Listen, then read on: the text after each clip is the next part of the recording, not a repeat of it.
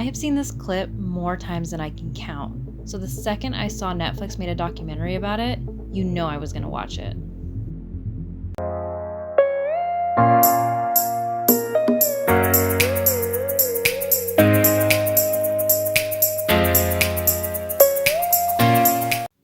Hello everyone, and welcome back to An Honest Critique. If this is your first time on the channel, welcome. If you're a returning viewer, welcome back.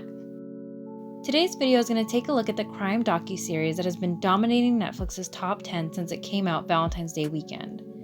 I'm talking about Crime Scene, The Vanishing at the Cecil Hotel. This 4-part series explores a mysterious disappearance of 21-year-old Elisa Lam, last seen at the Cecil Hotel. It introduces a lot of new evidence that brings some new insight to a case that has been shrouded in mystery since the infamous video surfaced in 2013. After watching it this past weekend with my 3 favorite crime junkies, I had to give my honest critique of the series. To do so, I will go over the 5 main thoughts I had while watching. Without further ado, let's get into this.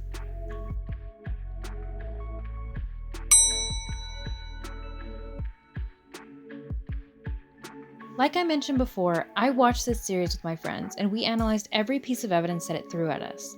We are truly crime junkies at heart, so we really enjoyed playing detective while watching a series like this or Unsolved Mysteries.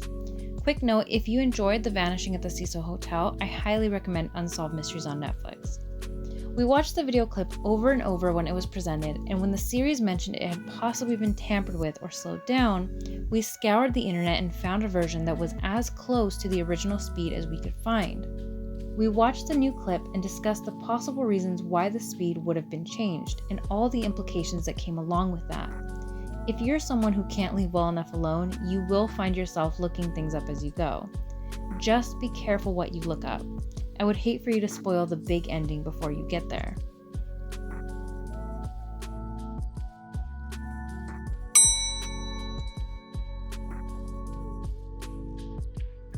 I can genuinely say that I learned something new in every episode of this series.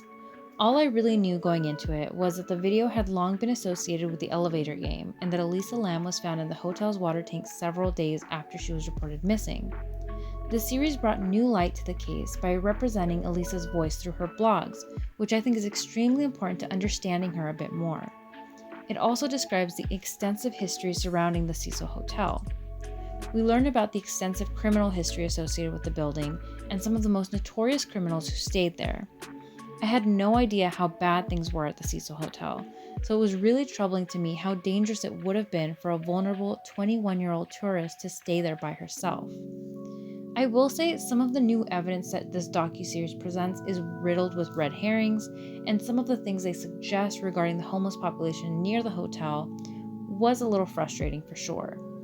I understand them having to explore every possibility, but with us knowing the final outcome, they have to be careful with some of the insinuations they were making. I think including the story surrounding the death metal music artist is a great example. At first, the accusation against him seems like a stretch, but I think it's important to explore how quickly accusations can lead people to become judge, jury, and executioner, especially with social media the way it is today. Again, the docuseries presents a lot of rich evidence, but it also presents a lot of bizarre coincidences that shouldn't be weighed as heavily as the crime scene evidence.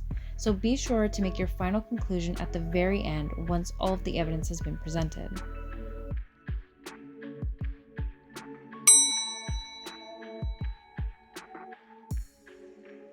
With evidence usually comes a lot of conspiracy theories. If you're like me, you know this case because it was most famously associated with the elevator game. If you don't know, according to Screen Rant, the elevator game's urban legend is said to have originated in Korea, and it involves carrying out a step-by-step ritual in an elevator inside a building with at least 10 floors, ultimately leading the person to enter an alternate dimension. A lot of the conspiracies that are presented in this series are founded in coincidences, and you will find yourself rolling your eyes through a lot of them if you're like me and my friends. When I was watching episode 3, aptly named Down the Rabbit Hole, I felt like it was such a filler episode because it was straying away from the hard evidence and instead it was focusing on name games and biological warfare. I will say that I'm a fan of conspiracy theories, so some of the connections they were making were interesting only because they were so bizarre. But because they were so far out there, I was just waiting to get back to the story at hand.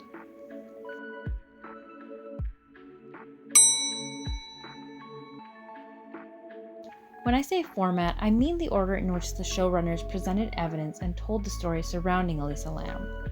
A lot of people are complaining that they essentially bury the lead with the way they hide the best evidence until the very end. From an entertainment standpoint, I can see why you don't show all your cards at the beginning. When my friends and I were watching the series, we were screaming at our screens asking for the answer to the one question that would have closed the case.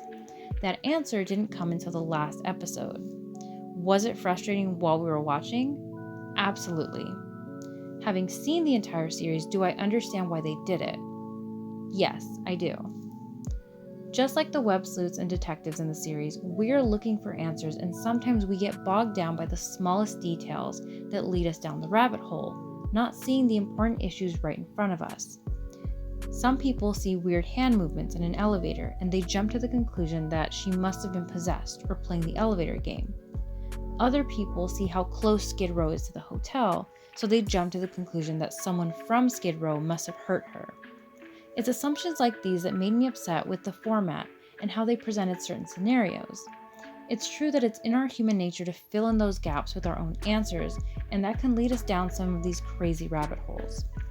And I think that's why the series is formatted the way it is. It places us in the role of detective and has us explore every scenario and conspiracy with just the evidence that the police were given at the time. However, once we get to the very end and we are given all of the evidence and important testimonies, we can see how clear the answer was the entire time.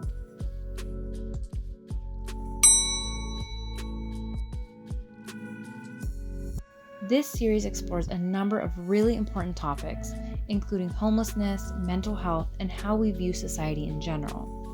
Because the crime scene was in downtown Los Angeles and right next to Skid Row, homelessness was something that was discussed at length. The history of Skid Row and its evolution over the years really sheds light on homelessness in Los Angeles.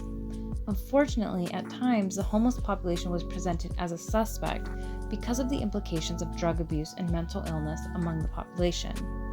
It was that accusation that opened up the conversation about why we see society the way we do. Similarly, when we discover that Elisa Lam had bipolar disorder, this too makes us look at the case in a whole new light.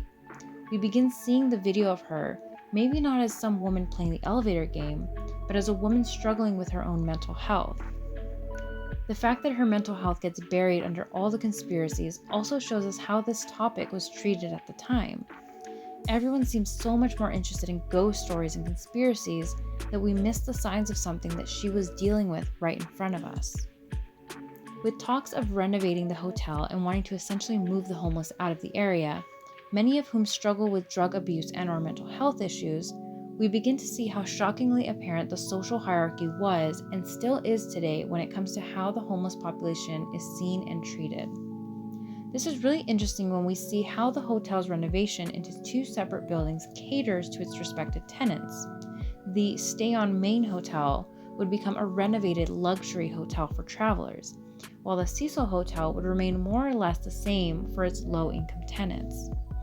The only common area that would cause any interaction between the two hotels was the elevator, which would take the tenants to their respective floors. On closer examination, this distinct layout seems like a metaphor for how we maneuver between these different populations in society. Some people avoid the floors with the low-income population the same way they avoid eye contact with the homeless man or woman on the street. With the hotel currently under renovation again, I'm curious to see what the new layout will look like. I do commend the series for presenting these topics because it prompts really important conversations. My friends and I talked after every episode about what we had seen, and I will say some of the most fruitful conversations we had were after that very final episode.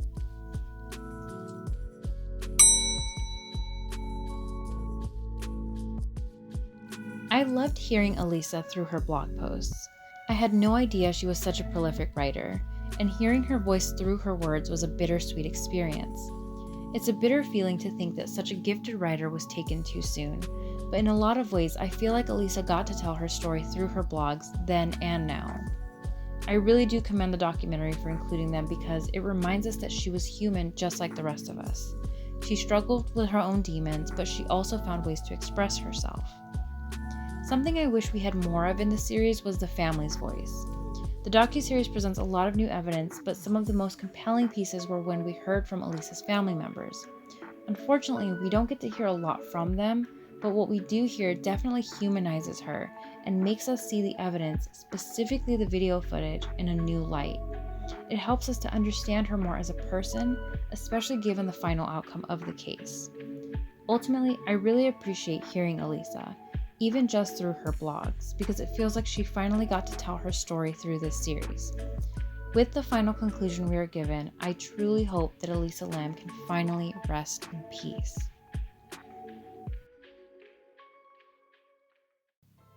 Hey guys, thank you so much for watching. I'm so happy to see this channel slowly growing every day, so I want to give a quick thank you to all my new subscribers and to all those who have been here since the very beginning. Please be sure to share this video with any family and friends you think might be interested in it.